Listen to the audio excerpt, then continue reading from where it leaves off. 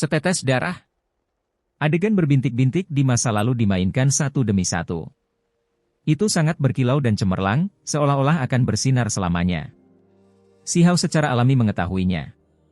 Saat mencari pohon dewa surgawi, dia sebelumnya memasuki tanah suci, menggali penyihir dari semua kehidupan bumi, dan pada saat itu menemukan setetes darah ini. Setetes darah ini jatuh dari sebuah kuali bundar berkaki 3 dan bertelinga 2 itu. Misteri macam apa yang dimiliki setetes darah ini? Itu bahkan beresonansi dengan kota itu? Si Hao tercengang. Sambil menatap setetes darah ini, rasanya seperti ada kaisar surgawi yang turun ke dunia ini, bangkit kembali, menghadap waktu dan dunia tanpa akhir, melihat masa lalu, masa kini, dan masa depan. Perasaan sunyi dan suram menyapu dari kejauhan. Sementara itu, di dalam setetes darah kaisar ini, teriakan perang mengguncang langit, seolah-olah pertempuran besar sedang dilakukan, para ahli yang tak ada habisnya saling mencabik-cabik. Mata indah penyihir itu juga sudah lama melebar. Semua yang dia lihat hari ini sangatlah aneh, bahkan lebih mengejutkan daripada saat mereka pertama kali menemukan setetes darah ini sebelumnya. Mengapa ini terkait dengan tempat ini? Keduanya kaget, karena setetes darah ini mengeluarkan suara peperangan. Itu terlalu mengejutkan, seolah-olah pertempuran era besar kuno abadi telah muncul kembali, dan juga seolah-olah ini adalah awal dari apa yang akan terjadi. Keduanya sedikit tercengang. Mereka sepertinya telah melihat lukisan berbintik-bintik dan suram dari tetesan darah itu. Memasuki kota kaisar seperti ini dengan setetes darah tidaklah terlalu bagus. Jika orang lain mengetahuinya, kemungkinan besar akan terjadi kejadian tak terduga, bukan? Kata penyihir itu. Tetesan darah ini sangat aneh, pemandangan yang tidak teratur terlalu mengejutkan. Jika mereka membawanya seperti ini, pasti akan menimbulkan kecurigaan orang lain. Si Hao mencoba untuk tenang, melakukan yang terbaik untuk menyesuaikan kondisi mentalnya. Kemudian, setetes darah ini secara tak terduga perlahan-lahan masuk ke dalam hibernasi, pemandangan tak beraturan memudar. Untungnya, hal itu bisa dikendalikan. Bagaimanapun juga, mereka tahu bahwa setetes darah ini memiliki hubungan misterius dengan kota itu. Mungkin itu hanya terkait dengan perbatasan sunyi. Penyihir itu menganalisis selangkah lebih jauh. Si Hao mengangguk. Ini sangat mungkin terjadi. Teriakan perang itu, pemandangan para ahli yang tak tertandingi saling berhadapan, semuanya dapat tercermin dari setetes darah ini, dari mana lagi hal-hal ini berasal? Tentu saja perbatasan yang sunyi. Segera setelah itu, mereka tiba di kedalaman bumi yang besar, melihat sebuah kota. Apa yang saya lihat, adalah sebuah kota? Si Hao merasa pusing, agak melamun. Apa sebenarnya yang dia lihat? Batas cakrawalanya gelap dan mendung, apakah itu bangunan? Itu terlalu besar, sangat besar hingga orang tidak dapat memastikan apakah itu nyata atau hanya ilusi. Hamparan gelap dan mendung itu menghubungkan langit dan bumi, menempati setiap ruang di sini.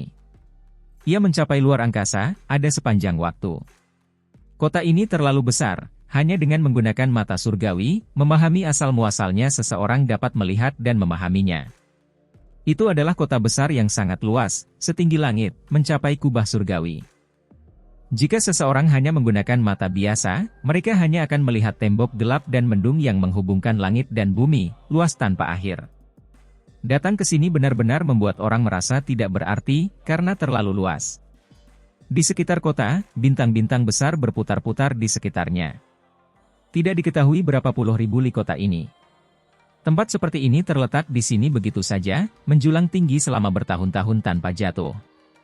Kota itu terbentang sejauh mata memandang, seolah-olah mereka tiba di masa sebelum langit terbuka, merasakan keagungan dan keagungan seperti itu. Apakah ini masih sebuah kota? Penyihir itu juga tidak bisa menahan diri untuk tidak berkata pelan. Ini terlalu konyol, sebuah kota yang ujungnya tidak terlihat. Seberapa besarkah ini? Bahkan bintang pun mengelilinginya. Itu benar-benar membuat orang bertanya-tanya bagaimana itu dibangun saat itu. Jika kamu perhatikan baik-baik, kamu akan melihat bahwa batu bata kota itu tampak seperti, Si Hao tercengang. Bintang, meteorit? Penyihir itu secara alami juga melihat ini. Dia merasa terkejut. Kota besar ini tidak terbuat dari jenis batu bata biasa, melainkan dimurnikan dari bintang-bintang besar dan kemudian dilapis satu sama lain, membentuk kota kaisar yang megah. Ini adalah skala yang sangat besar. Bagaimana orang biasa bisa melakukan hal seperti itu? Mereka bahkan tidak berani memikirkannya. Keduanya menatap kosong. Apakah ini kota kaisar di kedalaman wilayah terlarang? Itu melindungi satu sisi, menghentikan dunia. Dapat dilihat bahwa kota ini berjaga di sini, tidak runtuh setelah bertahun-tahun tanpa akhir. Ini menekan seluruh wilayah di depan, membentang melintasi batas cakrawala, seolah-olah memotong jalan di depan. Perbatasan sunyi. Apakah yang ada di ujung lain kota itu adalah dunia yang menakutkan? Hanya dengan perlindungan kota inilah kedamaian 3.000 provinsi dapat terjamin? Xiahou dan hati penyihir naik dan turun dengan hebat. Dari dulu hingga sekarang, apakah semua pertarungan dimulai dari sini? Jika mereka ingin memasuki 3.000 provinsi, apakah mereka harus menerobos kota ini? Tidak heran ada kontrak aliansi kuno ini. Saat itu juga, dia bisa menebak banyak hal. Kontrak aliansi kuno, orang-orang itu ditunjuk untuk melindungi tempat ini, diharuskan untuk berpartisipasi dalam pertempuran. Orang macam apa yang akan mereka lawan? Penyihir itu bertanya. Namun, ketika Xiahou terbangun dari linglungnya, dia kemudian mengerutkan kening, memikirkan beberapa hal lain. Ini bukan kota itu. Dia berteriak dalam hati. Itu karena dia sebelumnya mengejar, yang tidak menyenangkan dan tidak menguntungkan, naik ke perahu kuno hitam yang menakutkan di kehampaan yang berlumuran darah. Ada sebuah altar di sana yang sebelumnya menampilkan pemandangan perbatasan sunyi. Ini bukanlah kota kuno yang dipertahankan ketujuh raja. Xiahou berkata pelan. Dia tidak tahu kenapa, tapi ini bukan kota itu. Ini berbeda dari apa yang dia bayangkan. Beberapa dari 7 raja besar telah tumbang saat menjaga perbatasan sunyi, dia tidak tahu berapa banyak dari mereka yang tersisa. Ini jelas bukan kota yang dilihatnya di perahu kuno hitam berlumuran darah. Kota itu jauh dari kesan megah dan besar, hanya berisi sekelompok orang berdarah berdosa. Mereka bertempur dengan sengit, melindungi kota dengan nyawa mereka, tidak membiarkan makhluk-makhluk itu menyeberang. Xiahou menghela nafas. Sepertinya apa yang disebut perbatasan sunyi ini bahkan lebih misterius dari yang dia bayangkan. Terlalu banyak cerita yang disembunyikan. Apa yang dia lihat saat ini masih belum menjadi yang terdepan di medan perang. Mungkin semua orang sudah melupakan tempat itu, kan? Xiahou berkata dengan lembut.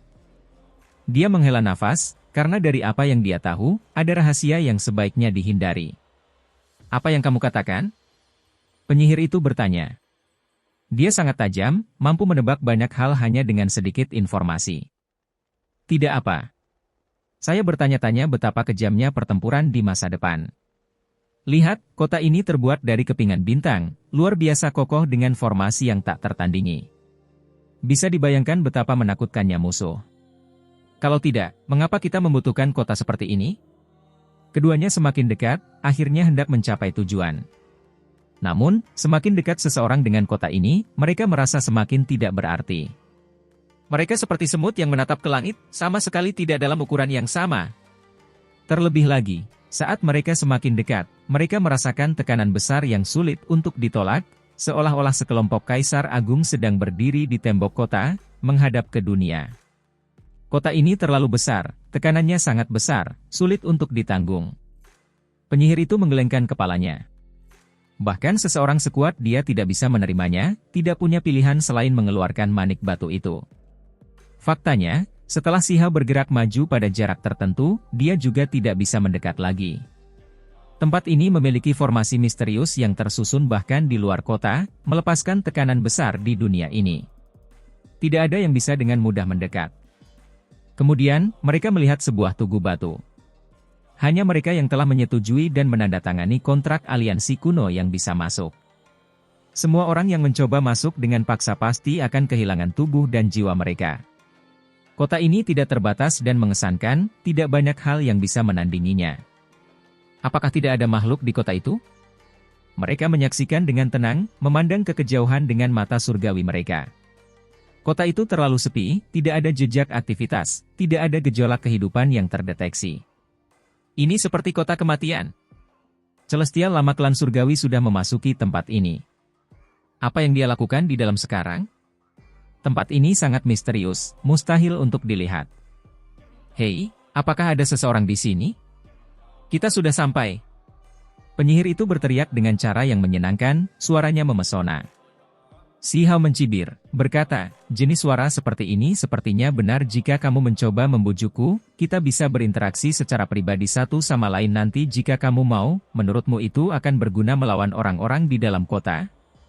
Jika saya tidak salah menebak, ada sekelompok lelaki tua di dalam, misalnya yang terakhir dari 6 surgawi agung, atau kaisar perang lama klan perang, haha. Si Hao tidak bisa menahan tawa, mengejek penyihir itu. Kamu ingin mati? Penyihir itu memutar matanya ke arahnya, ekspresinya benar-benar tak ada habisnya. Kota itu sunyi, masih tanpa suara. Mungkin karena terlalu besar, bahkan jika mereka menggunakan auman singa, truho melolong, mereka mungkin masih tidak dapat mengirimkan suara apapun.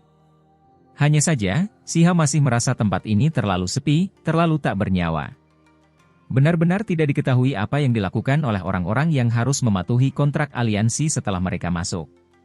Ketika dia memikirkan hal-hal ini, si Hao tidak bisa tidak memikirkan Ye Qingxian. Wanita muda itu sangat misterius. Jika dia bisa memasuki kota, dengan kualifikasi apa dia harus melakukannya? Apakah itu proyeksi dao abadi? Wanita berpakaian putih itu adalah sebuah misteri besar. Si Hao tahu bahwa dia pastilah seseorang yang membawa cerita hebat, seseorang seusianya yang bisa bergerak bebas melalui wilayah terlarang. Kami berhasil sampai di sini, namun tidak ada yang menerima kami dan kami tidak bisa memasuki kota. Apa yang sedang terjadi? Penyihir itu merasa tidak puas. Mari kita berjalan keliling kota dan melihat apa yang sebenarnya terjadi, kata si Hao. Segera setelah itu, mereka menemukan penemuan baru. Ada beberapa monumen besar di sepanjang jalan di luar kota, beberapa hal tercatat di sana. Jika mereka tidak setuju dan menandatangani kontrak aliansi, tidak ada cara untuk memasuki kota ini, tapi mereka bisa menuju ke tempat lain. Tidak jauh dari tempat ini terdapat beberapa kota kecil. Setelah mereka berdua memutuskan kemana harus pergi, mereka segera bergegas.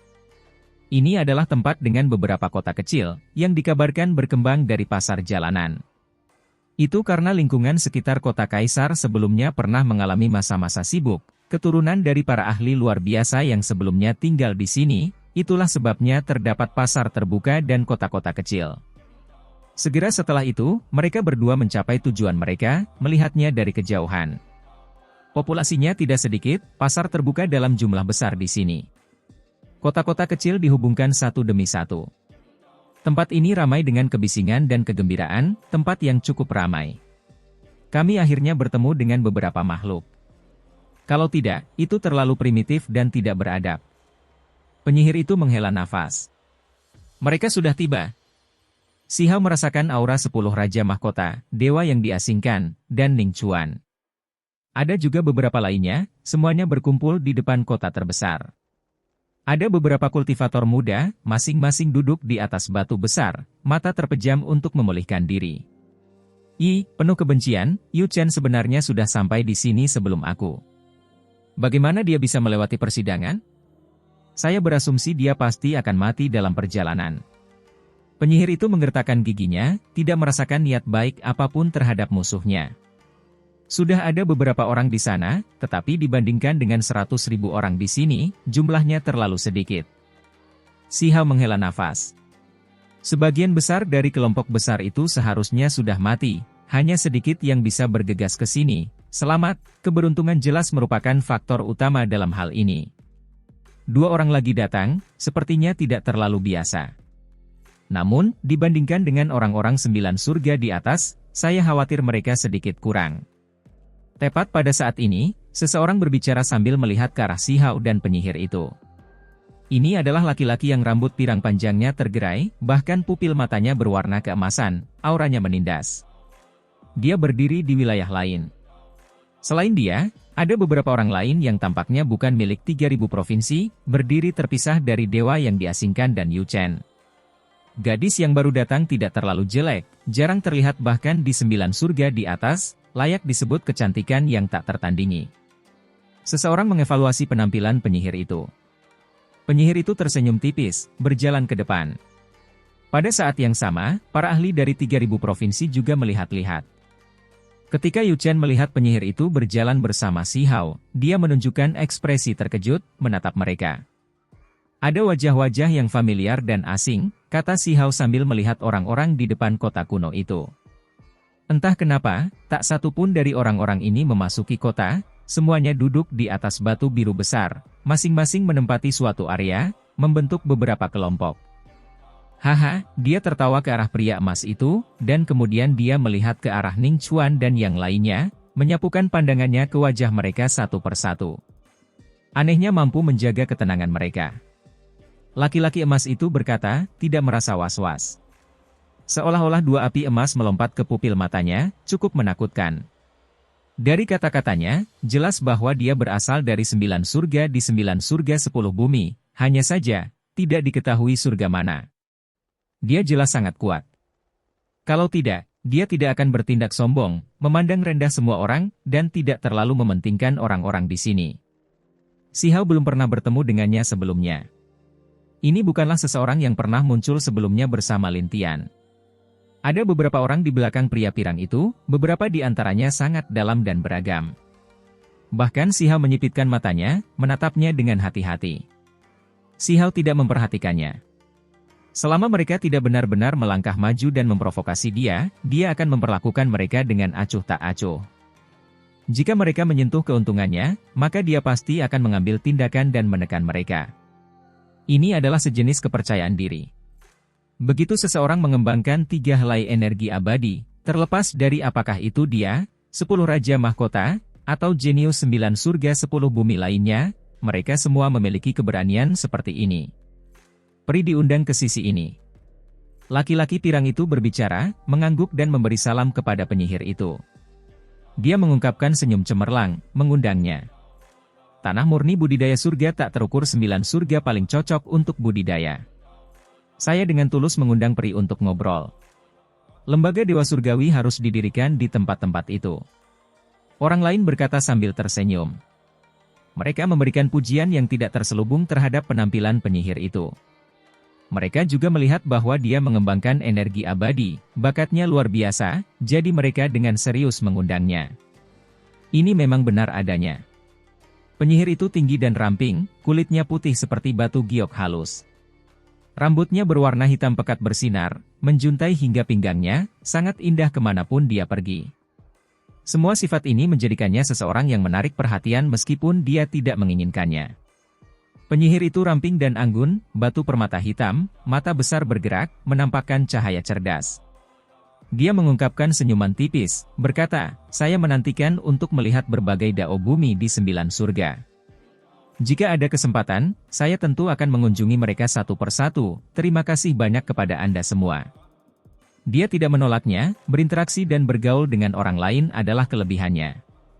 Sebuah senyuman menghasilkan pesona yang tak ada habisnya, membawa kecemerlangan pada negeri kuno ini. Si Hao melihatnya, lalu berkata, mengapa interaksi antara orang yang berbeda begitu berbeda? Katakanlah, saya juga seorang ahli, jadi mengapa tidak ada yang mengundang saya? Masalah kualitas moral? Penyihir itu menatapnya sambil tersenyum, langsung memberikan keputusan seperti ini. Seseorang tertawa dingin, berkata, saya mendengar Anda cukup kuat, melukai Lin Tian, bahkan sebelumnya mengatakan bahwa Anda akan menekan musuh dari semua sisi, menyapu 9 surga 10 bumi. Bagaimana kami bisa dengan tergesa-gesa mengundang Anda kemari? Si Hao terkejut, berkata, meskipun saya mengalahkan Lin Tian, saya tidak pernah berbicara seperti ini sebelumnya, kan? Belum? Bukankah kamu mengatakan bahwa laki-laki harus ditekan, sedangkan pria akan ditangkap untuk menghangatkan tempat tidur? Adik Lanling telah membicarakan hal ini loh. Tidak mungkin itu salah. Seorang wanita muda di sebelah pria pirang itu mengerucutkan bibirnya dan berkata. Si Hao tahu di mana letak masalahnya. Leluconnya dengan wanita muda bermata biru dan sedingin es mencapai telinga orang-orang ini, menimbulkan gelombang besar. Ini adalah orang cabul yang mengatakan dia tidak akan menikahi orang yang bukan keturunan makhluk abadi. Tidak menerima mereka, wanita muda lainnya memelototinya. Penyihir itu langsung tertawa. Dia menatap Si Hao, matanya yang indah bergerak, jelas menggodanya, tatapannya membawa sedikit ejekan. Itu hanya kata-kata untuk mencairkan suasana, jangan terlalu dipedulikan. Si Hao menjelaskan. Ada beberapa orang yang tidak bisa kamu ajak bercanda, karena kamu tidak punya kualifikasi untuk itu. Laki-laki pirang itu tidak sopan sama sekali, berbicara dengan dingin. Wajah Si Hao menunduk. Karena pihak lain tidak menunjukkan kebaikan apapun, dia tidak akan mencoba bersikap ramah, berkata dengan acuh tak acuh, secara perbandingan, kamu juga tidak memiliki kualifikasi untuk berbicara denganku. Pergi saja ke samping dan bersikap dingin sendiri. Sekelompok orang kaget, tidak menyangka dia akan tidak sopan sama sekali tidak peduli dengan status pria pirang itu, apalagi takut akan kekuatannya yang menakutkan. Apakah kamu benar-benar berubah-ubah dan tidak sabar, ingin melawanku setelah baru saja datang ke sini? Laki-laki pirang itu berkata dengan dingin, matanya berkedip-kedip, menekan ke depan. Siapa kamu sebenarnya? Aneh sekali, jika kamu ingin bertarung, datang saja. Jika tidak, pergilah. Si Hao berbicara, kata-katanya terlalu lugas, tidak memberikan wajah apapun kepada pihak lain. Semua orang terkejut. Orang ini benar-benar pemarah, ini terlalu menentukan. Dia tidak repot-repot menjelaskan apapun, hanya langsung mengirimkan tantangan, hendak bertarung di sini. Ada cukup banyak orang yang tergabung dalam provinsi 3000 Dao, misalnya Ning Chuan, Raja Surgawi Tiga Batu, Gu Jianyun, dan lainnya. Mereka semua memperlihatkan ekspresi terkejut. Ini sepertinya tidak cocok dengan Si Hao yang mereka pahami dengan baik. Kamu berani berbicara seperti itu kepadaku, melawan pahlawan surgaku yang tak terukur? Suara laki-laki pirang itu jatuh, melompat turun dari batu biru besar itu, memandang rendah Si Hao dari udara. Auranya tidak terbatas, kekuatan ilahi menekan. Kamu dihitung sebagai apa? Bisakah Anda mewakili surga yang tak terukur? Mewakili semua orang di belakangmu? Si Hao bertanya dengan acuh tak acuh. Dia melihat ke arah orang-orang itu, terutama para wanita. Boom! Cahaya keemasan melonjak. Laki-laki ini meletus dengan energi darah yang melonjak keluar, mengintimidasi banyak orang di sini. Ini adalah pasar terbuka dengan banyak makhluk. Saat ini, beberapa dari mereka berbalik untuk melihat ke arah ini. Si Hao mengangkat kepalanya, berbicara dengan sangat dingin. Saya hanya memiliki satu tujuan, dan itu adalah memasuki institusi Dewa Surgawi dan meningkatkan kultivasi saya. Saya tidak ingin menyia-nyiakan kata-kata pada orang seperti Anda. Jika saya tidak menekan 1 atau 2 hari ini, sepertinya beberapa orang lagi akan menonjol setelah saya bergabung dengan akademi. Jika kamu ingin menjadi yang pertama, aku akan membantumu mencapai tujuanmu. Dia sangat, terus terang, tidak menahan apapun. Alhasil, hanya sedikit orang yang memahami niatnya. Ada beberapa di pihak lain yang sudah menanggung sejumlah permusuhan terhadapnya, jadi bahkan jika Si Hao merendahkan pendiriannya, itu tidak akan menghasilkan apa-apa. Daripada membiarkan orang meremehkannya, lebih baik gunakan cara paksa saja sampai akhir. Tidak hanya orang-orang di sisi lain yang memperlihatkan tatapan aneh, bahkan mata para penggarap dari 3000 provinsi pun bersinar dengan cahaya ilahi saat mereka melihat ke medan perang. Tidak ada yang berani meremehkan Huang. Ketika mereka melihatnya menunjukkan kekuatannya, semua emosi mereka menjadi kompleks. Terimalah satu telapak tangan dariku. Laki-laki pirang itu hendak mengambil tindakan. Tak terkekang. Bagaimana perselisihan bisa ditoleransi di hadapan kota kuno? Sebuah suara tua terdengar dari dalam kota, mengejutkan semua orang. Meski bukan kota kaisar, ukuran kota ini juga sebanding. Dalam situasi normal, itu masih cukup megah. Tentu saja ada ahli di kota ini, mereka yang berasal dari tempat ini. Mereka juga bisa dikatakan sebagai keturunan ahli yang tak tertandingi di kota kaisar. Laki-laki berambut pirang itu sudah lama membentuk jejak. Mendengar ini, ekspresinya berubah lagi dan lagi, pada akhirnya terpaksa mengubah arah tinjunya, menghantam langit. Cahaya keemasan melonjak, membuka kehampaan. Ekspresi semua orang berubah. Orang ini terlalu kuat. Hanya dari serangan biasa ini, seseorang dapat melihat kultivasinya yang menakutkan, membuat seseorang merasa sangat kagum. Si Hao tidak mengatakan apapun, hanya mengulurkan tangannya dengan santai ke arah langit. Kekosongan segera ditutup, aliran sungai yang kacau menghilang, memulihkan kedamaian di tempat ini. Yang lain kaget, tak sedikit dari mereka yang menghirup udara dingin. Metode seperti ini bahkan lebih sulit daripada kehancuran. Jelas sekali bahwa kekuatan Huang tidak biasa. Mengapa perlu ada konflik? Tujuannya kali ini bukan untuk berkelahi dan membunuh, teman-teman Dao dari 3.000 provinsi Dao dan surga tak terukur, tolong redam amarahmu. Seorang penatua berjalan keluar dari gerbang kota, memberi nasihat seperti ini. Semua orang terkejut.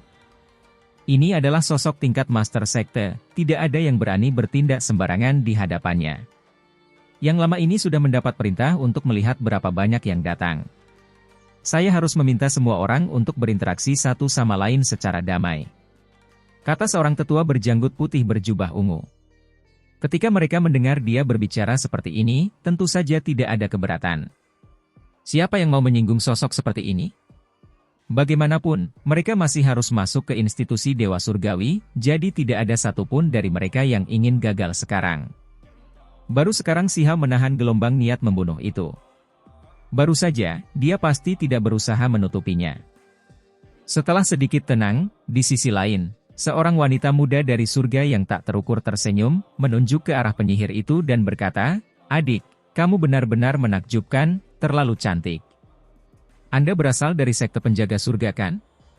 Saya benar-benar harus meminta Anda untuk datang ngobrol. Dahulu kala, sekte Anda dan surga tak terukur saya memiliki hubungan yang baik. Selain itu, ada beberapa anak muda yang memperlihatkan senyuman lembut, berkata, Pri, tolong, lewat sini." Ini jelas merupakan perlakuan yang berbeda, menarik penyihir itu dan menyuruh Xiao berdiri di sana sendirian. Keduanya awalnya bersatu. Apakah begitu? Sekteku ada hubungannya dengan surga tak terukur? Saya sebenarnya belum pernah mendengar tentang ini, saya harus berkonsultasi dengan Anda semua untuk mengetahui detailnya. Penyihir itu berkata sambil tersenyum. Adik perempuan, datanglah dan ngobrol dengan kami. Orang-orang di seberang terus mengundangnya. Sementara itu, pada saat ini, dewa yang diasingkan membuka matanya. Mereka bersinar cemerlang, simbol mata surgawi mendalam dan kompleks, seolah-olah mereka bisa melihat semuanya. Dia berkata kepada penyihir itu, kamu telah memperoleh sebagian dari warisan itu, jadi pada akhirnya, kamu dapat dianggap sebagai adik perempuanku, sebaiknya datang saja ke sini.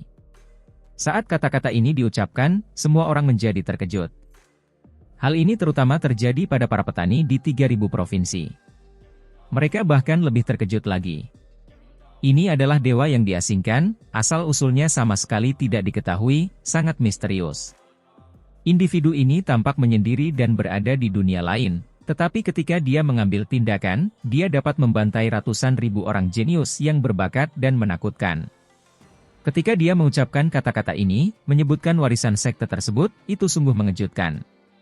Tidak ada orang bodoh di antara orang-orang yang hadir. Semua orang tahu bahwa apa yang dia bicarakan jelas bukan warisan sekte penjaga surga. Penyihir itu mempunyai warisan lain, tapi tak seorang pun pernah melihatnya menggunakannya sebelumnya. Hal ini membuat pikiran orang lain terguncang, terutama Yu Chen. Ketika dia menoleh, cahaya ilahi melintas di matanya, wajahnya yang murni dan suci menunjukkan sedikit kekhawatiran. Yu Chen menatap Xiao, dan kemudian dia melihat ke dewa yang diasingkan. Wajahnya menjadi tenang kembali, apalagi perlahan menampakkan senyuman tipis, sudut bibirnya melengkung ke atas. Dia tidak mengatakan apa-apa, malah terlihat seperti sedang menonton drama. Penyihir itu memandang dewa yang diasingkan, dan kemudian memandang orang-orang dari surga yang tak terukur. Dengan suara pelan, dia berkata, ternyata orang itu adalah kamu. Kemudian, dia dengan santai berjalan mendekat, sosok anggunnya sangat luar biasa saat dia berjalan mendekat, berdiri di sisi dewa yang diasingkan. Hei, penyihir, jangan bilang ini pria yang kamu bicarakan di alam bawah. Xiao mengirimkan suara. Sepertinya itu ada hubungannya denganmu. Penyihir itu memutar matanya ke arahnya. Ketika dia berada di alam bawah, Xiao sebelumnya menggoda agar penyihir itu mengikutinya, tetapi malah dipandang rendah. Dia sebelumnya mengatakan sambil tertawa bahwa hatinya sudah menjadi milik seseorang, bahwa seorang pria dengan kekuatan ilahi yang tak tertandingi sedang menunggunya. Saat itu juga, Xiao akhirnya berdiri sendirian, memberikan perasaan yang agak kesepian. Dia melihat ke belakang, karena tidak hanya ada orang di gerbang kota, ada beberapa orang jenius di kejauhan juga. Benar saja, dia melihat seseorang yang dia kenal, Gekian jahat surgawi. Dia langsung tertawa sambil berkata, Yo, saudaraku yang berjalan di kotoran naga, bagaimana kabarmu? Gekian mengutuk kesialannya. Dia telah berusaha bersembunyi dari Si Hao selama ini, namun pada akhirnya dia tetap ditemukan. Dia segera tampak seperti sedang dalam suasana hati yang buruk, sangat marah. Itu karena orang itu sebelumnya pernah melihatnya secara pribadi dikuburkan di bawah kotoran naga. Haha, di sisi lain, Chang Gongyan tertawa keras, berjalan dengan langkah besar dari kejauhan.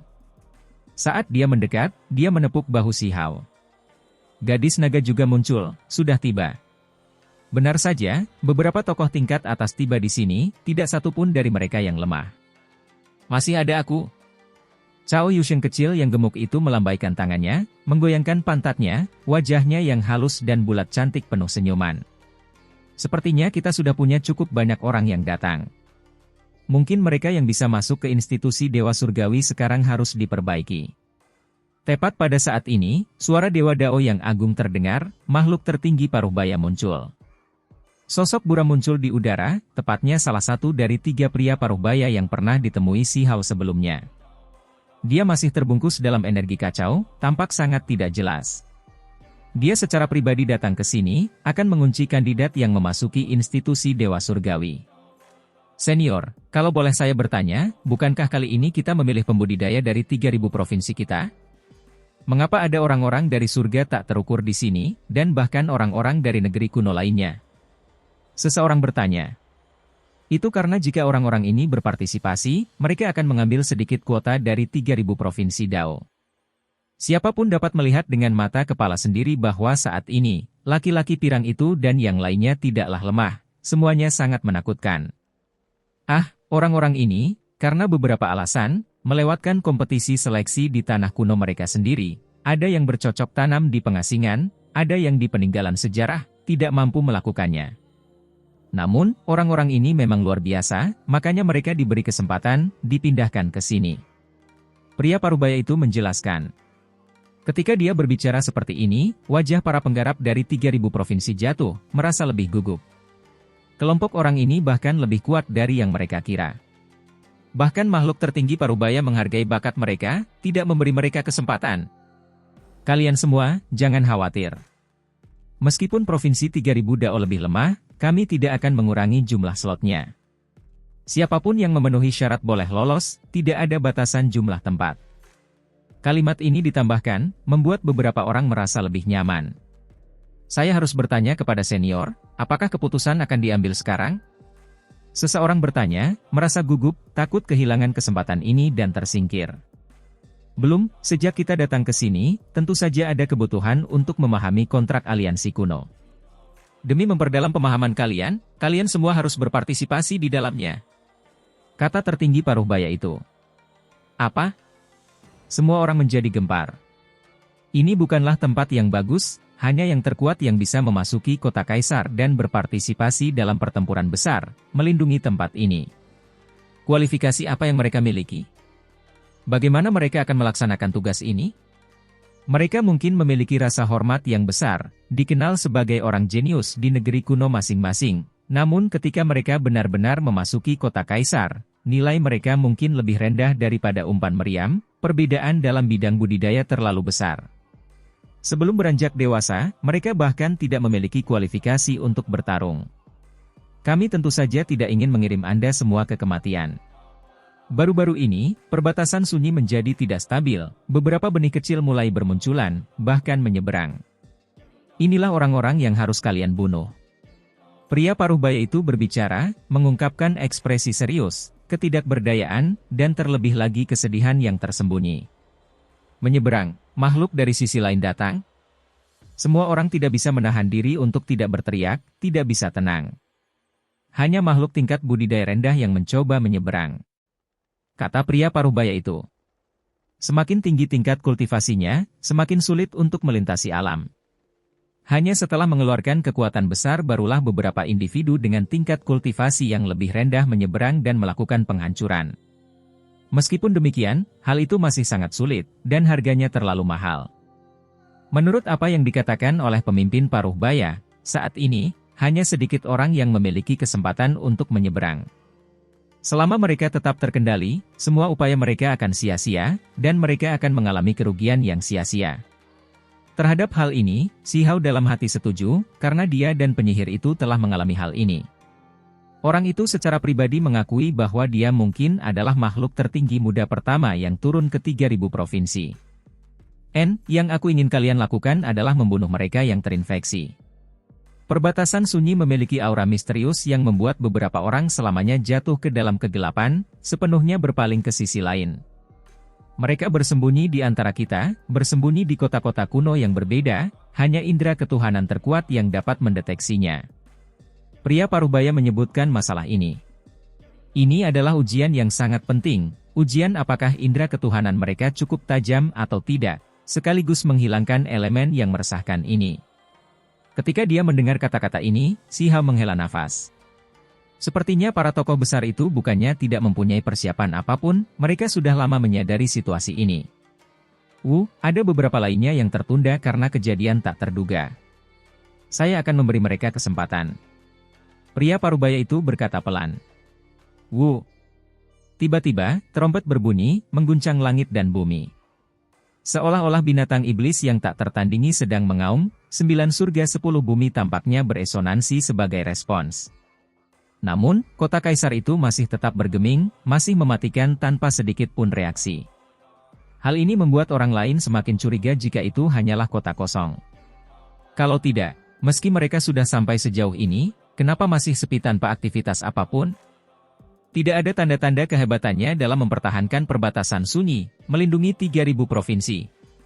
Pada saat ini, ekspresi pria Parubaya itu berubah, bahkan seseorang sekuat dia pun tidak bisa tetap tenang, berkata pada dirinya sendiri, apakah hari itu akhirnya akan tiba lagi?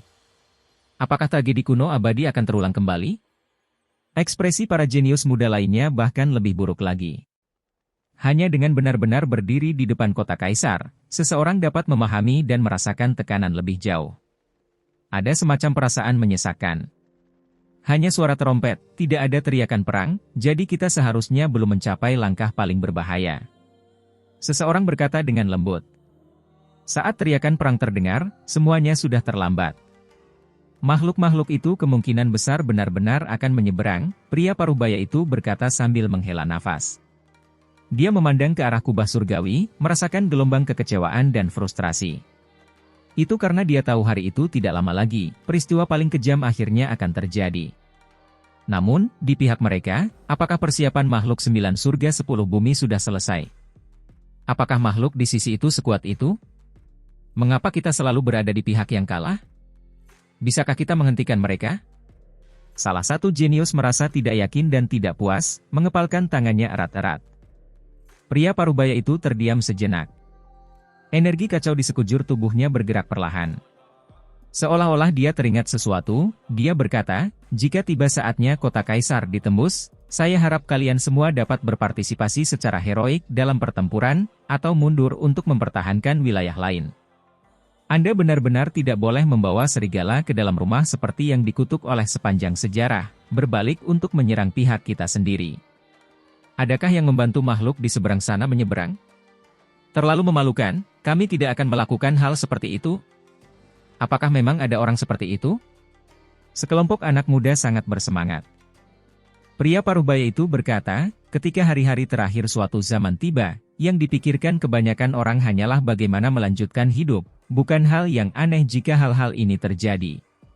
Saya hanya memperingatkan Anda semua sebelumnya untuk menjaga hati Anda dan tidak menjadi orang berdosa. Semua orang terdiam. Situasi seperti ini sangat mungkin terjadi. Jika mereka bertarung melawan musuh, meskipun semua orang mati, itu tetap heroik. Namun, jika mereka mati di tangan mereka sendiri, betapa menyedihkannya hal itu?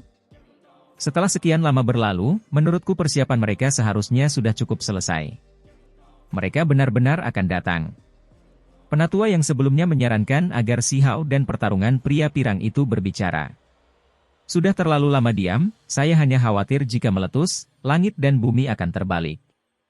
Mungkin mereka diam-diam merencanakan, bukan menyerang melalui metode normal. Pria Parubaya itu berkata sambil menghela nafas. Si Hao memikirkan kembali bola mata itu. Sebelumnya dikatakan bahwa orang-orang di perbatasan sunyi mungkin menggunakan rencana kedua. Ini terlalu berpengaruh, dia merasa harus menceritakan hal ini kepada pria Parubaya. Si Hao tidak ragu-ragu, diam-diam mengirimkan suara, tidak menahan informasi tentang bola mata yang telah tertidur selama 10.000 tahun, serta berbicara tentang peristiwa penghancuran altar yang menghubungkan dua alam. Benar saja, pria parubaya itu terguncang, terdiam lama dalam pikirannya. Kemudian, dia tidak melakukan gerakan apapun, diam-diam menyuruh Si Hao untuk merahasiakan hal ini, tidak menyebarkannya untuk menghindari kepanikan. Baiklah, kalian semua harus berangkat sendiri. Pria parubaya itu berbicara seperti ini, artinya persyaratannya tidak terlalu ketat, melainkan longgar, membuat mereka menyelesaikan berbagai masalah sendiri. Bertindak bersama tidak masalah, tapi satu kelompok tidak boleh lebih dari 5 orang. Dia menambahkan. Semua orang mulai berpikir sendiri. Apa maksudnya ini? Apakah ini juga sejenis tes? Apakah mereka mencoba menguji koordinasi mereka dengan orang lain? Atau apakah mereka menguji apakah ada di antara mereka yang memiliki kekuatan untuk bertarung 1 lawan 5? Perlu diingat bahwa semua orang di sini sangat kuat, dan beberapa di antaranya mengolah lebih dari 1 helai energi abadi. Bertarung 1 lawan 5 akan sangat sulit, tapi itu akan meninggalkan sebuah legenda. Dengan suara aulau, Cao Yusheng kecil yang gemuk itu bergegas mendekat, berdiri bersama Si Hao. Mereka yang memahami situasinya semuanya iri, reputasi Huang jelas memberikan jaminan tertentu. Segera setelah itu, Chang Gongyan dan gadis naga juga bergabung. Si Hao menatap penyihir itu, tapi dia melambaikan tangannya dan menunjukkan senyuman tipis, menunjukkan bahwa dia akan tetap bersama dengan dewa yang diasingkan. Halo? Anda akan lari begitu saja? Apakah kamu lupa bagaimana kita menghadapi hidup dan mati bersama dalam perjalanan ke sini? Suka dan duka yang kita alami bersama. Si Hao berkata dengan berisik tanpa rasa malu. Bisakah kamu tidak bersikap begitu memuakkan? Penyihir itu berbalik dan memutar matanya ke arahnya. Dewa yang diasingkan tetap tenang, lengan bajunya sempurna dan murni. Baik dia dan penyihir itu menghilang di kejauhan. Mendesah. Cao Yusheng kecil yang gemuk menghela nafas, lalu dia mendecakkan lidahnya, mengejek Si Hao. Apa yang kamu mengerti? Si Hao menatapnya sekilas. Tentu saja aku mengerti, gadis itu tidak sederhana, kata Cao Yusheng. Hei, saudara kotoran anjing, apakah kamu akan datang? Si Hao dengan antusias memanggil. Akibatnya, Gekian jahat surgawi sangat marah sehingga dia langsung lari. Awalnya dia masih ingin mencari teman, namun dia sebenarnya tidak ingin berurusan dengan Si Hao yang selalu membeberkan rahasia itu. Chan Chan, kamu mau ikut dengan kami? Si Hao melihat ke arah Yu Chen. Ekspresi orang-orang di sekitarnya aneh.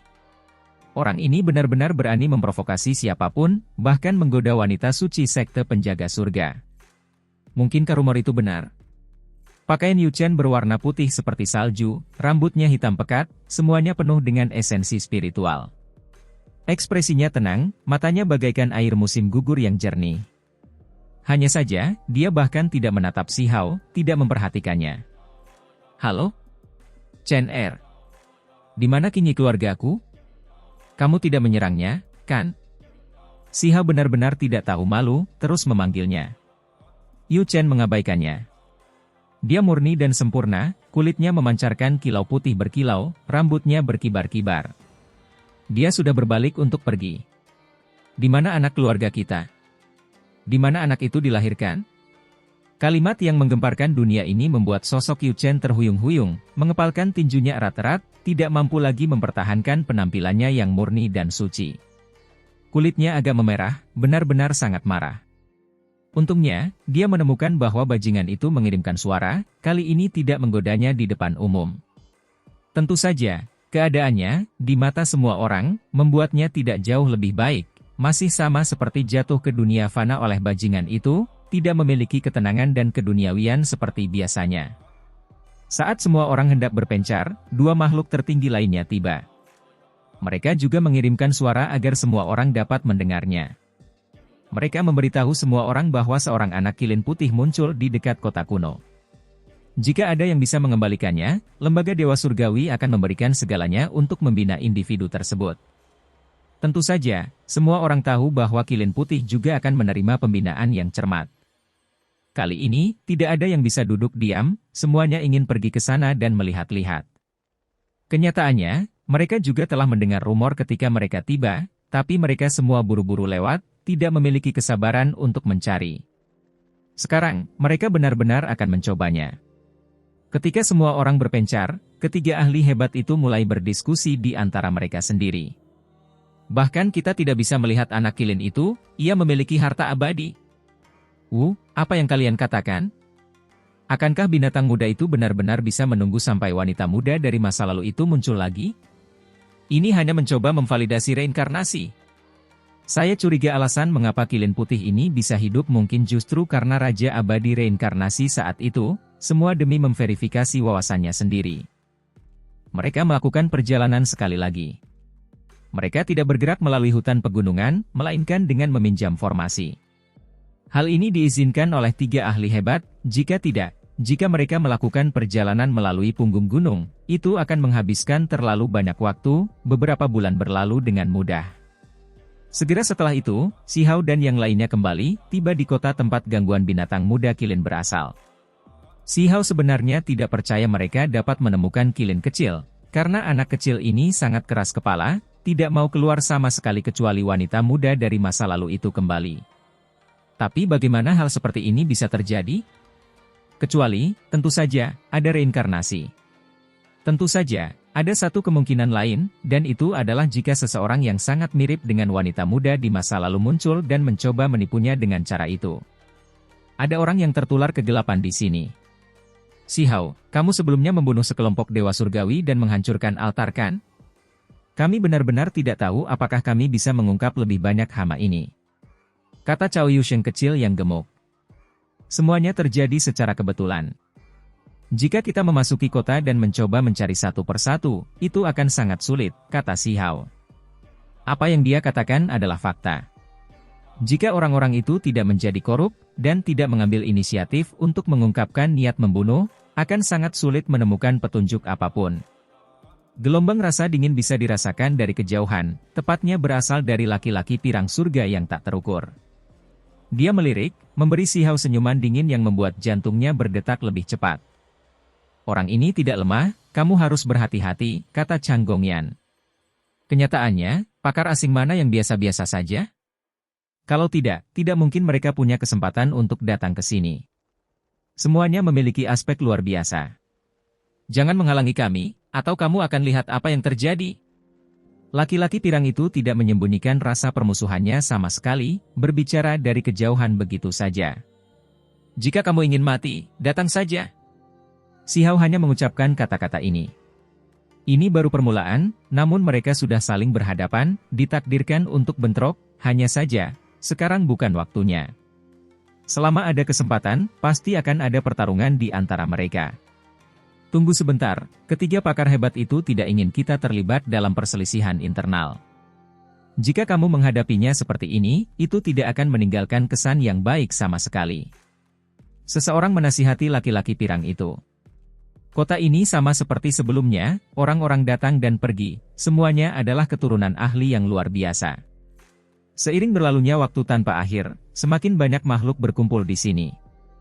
Selama beberapa bulan terakhir ini, kilin putih kecil itu akan muncul dari waktu ke waktu, tetapi tidak ada yang bisa menangkapnya, hanya bisa melihatnya bergerak sesekali, mengarahkan semua orang.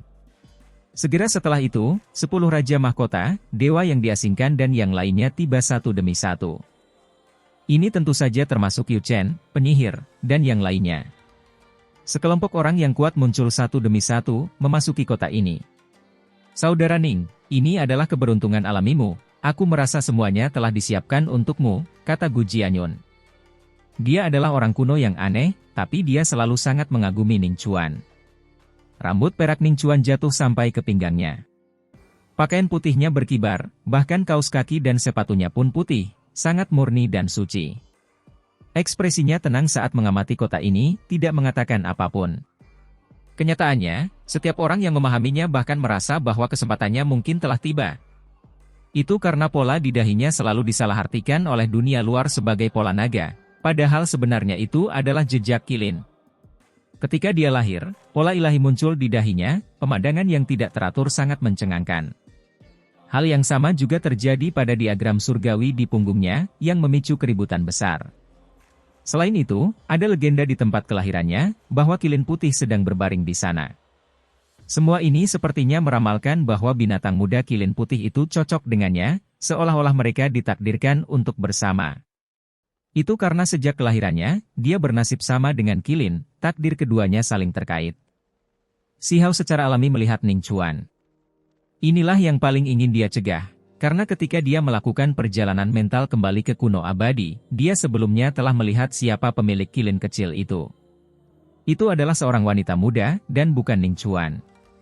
Di dunia ini, jika itu karena dia memiliki aura Kilin pada dirinya yang membuatnya menjadi akrab dengan Kilin kecil, itu benar-benar akan menjadi hal yang disesalkan. Ada situasi.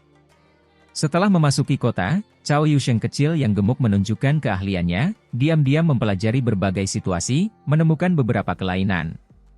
Proyeksi binatang muda Kilin itu agak aneh, sengaja disembunyikan oleh seseorang. Kebanyakan orang di sini tidak dapat melihatnya.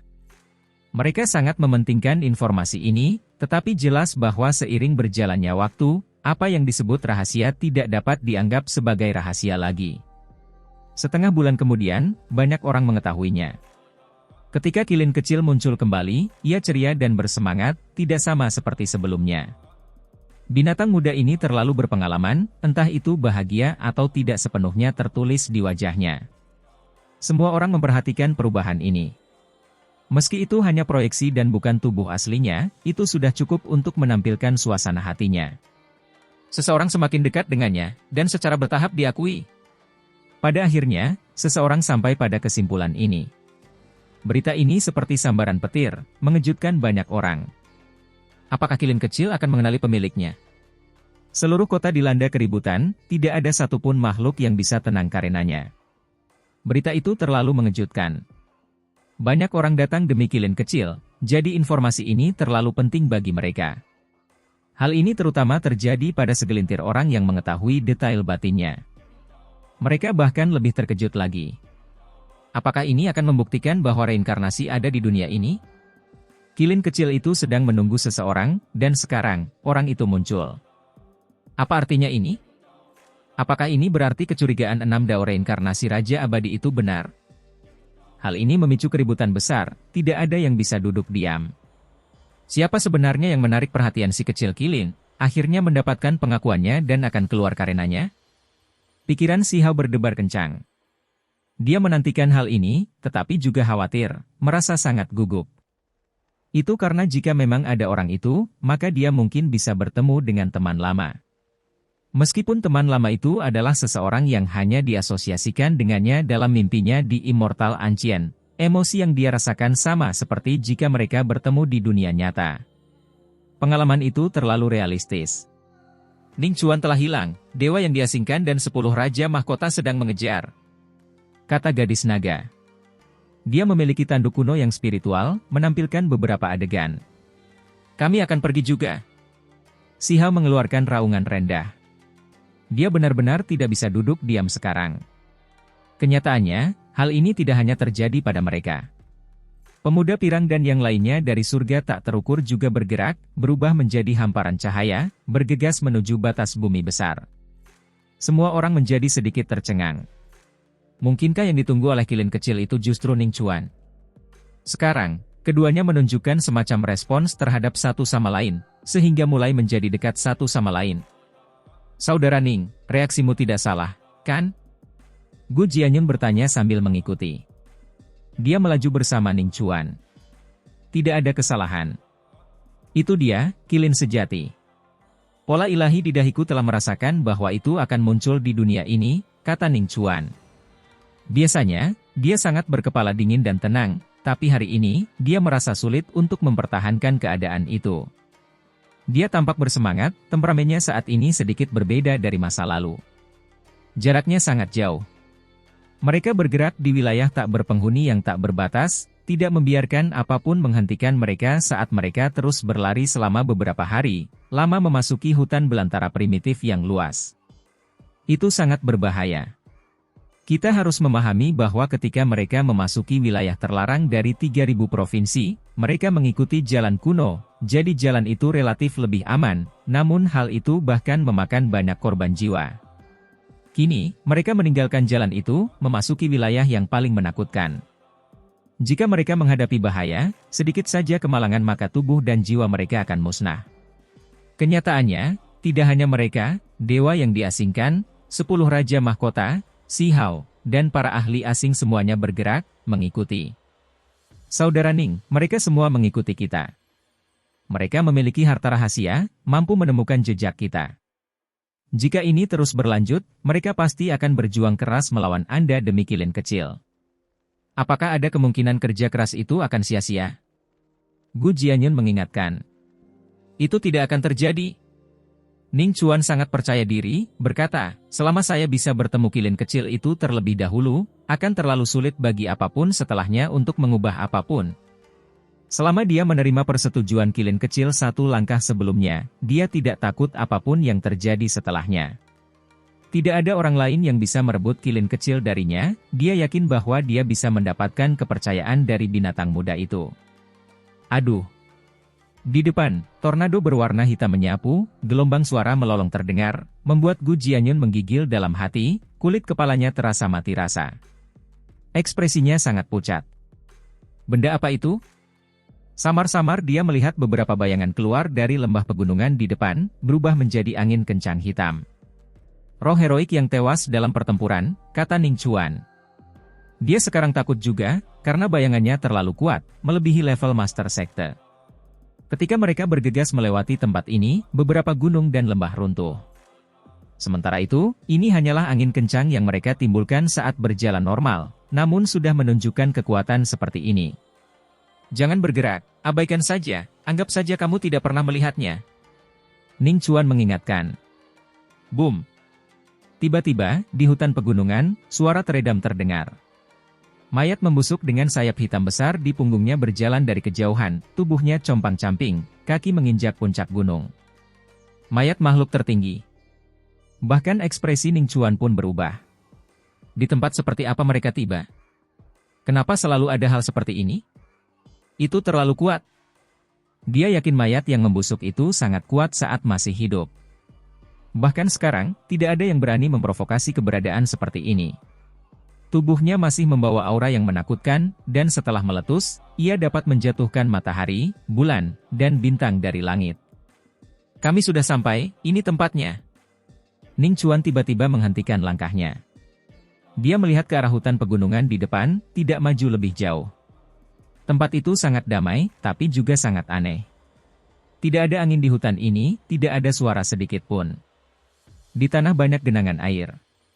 Setelah diperiksa lebih dekat, warnanya merah tua, genangan darah. Tidak diketahui berapa tahun telah berlalu, namun masih belum mengering. Selain itu, ada juga beberapa mayat di sini, ada yang di permukaan tanah, ada yang di bawah tanah, hanya sebagian yang terbuka. Apakah ini medan perang kuno? Mereka tidak tahu. Apakah ini tempatnya? Aku akan memeriksanya sendiri. Jelas terlihat bahwa ada kultivator asing dengan indera ketuhanan yang tajam juga, merasa bahwa kilin kecil ada di dekatnya. Mereka ingin mengambil inisiatif, bergegas ke kedalaman hutan pegunungan. Tiba-tiba, banyak genangan darah di tanah bersinar, menampilkan kekuatan melahap surga, segera menyeretnya turun dari udara. Puff! Jenius yang mengolah energi abadi itu langsung mendarat di genangan darah yang sangat kecil di tanah. Tubuhnya meleleh dalam sekejap, menjadi darah kental. Apa? Semua orang yang melihat pemandangan ini berteriak ketakutan. Seorang jenius yang kuat mati begitu saja. Itu terlalu mudah, membuat semua orang ngeri. Semua orang terdiam, tidak mengeluarkan satu suara pun. Hasil ini sangat kejam dan juga sangat mengejutkan. Namun, pada saat ini, Ning Chuan tetap tenang. Dahinya bersinar, menjadi semakin panas. Pola kilin muncul dengan sendirinya, cemerlang seperti terik matahari. Dia tidak dapat menahan diri lebih lama lagi, karena dia dapat merasakan bahwa kilin kecil ada di sini, akan segera muncul. Kilin! Dia mengeluarkan seruan nyaring, mengaktifkan pola di dahinya, beresonansi dengan pegunungan dan lembah di sini, mengeluarkan suara Dewa Dao yang hebat. Alhasil, tempat ini langsung menjadi berbeda. Energi kacau muncul, cahaya warna-warni abadi melonjak ke langit. Semuanya menjadi kabur, menutupi tempat ini, membungkus semua yang ada di dalamnya. Selain itu, sebuah gunung besar di depan mereka terbelah, meletus dengan aura suci yang meluap. Semua orang samar-samar bisa melihat kilin kecil seputih salju keluar. Terlebih lagi, yang mengejutkan adalah ada seorang wanita muda di sisinya yang membawa dao aura abadi. Xiao langsung terkejut. Kilin kecil benar-benar berhasil menunggu sampai wanita muda dari era besar terakhir itu muncul. Bagaimana mungkin ini bisa terjadi? Jika benar, apakah ini membuktikan bahwa ada reinkarnasi di dunia ini? Dia membuka mata surgawinya, ingin melihat siapa sebenarnya wanita muda ini, apakah dia pernah bertemu dengannya di dunia ini sebelumnya. Segera setelah itu, Xiao menjadi membatu, menjadi seperti patung tanah liat. Dia berdiri di sana, kehilangan kata-kata. Baru setelah waktu yang lama berlalu barulah dia berkata dengan suara gemetar, "Itu dia, itu sebenarnya dia." Mungkinkah dia mengalami reinkarnasi di dunia manusia ini?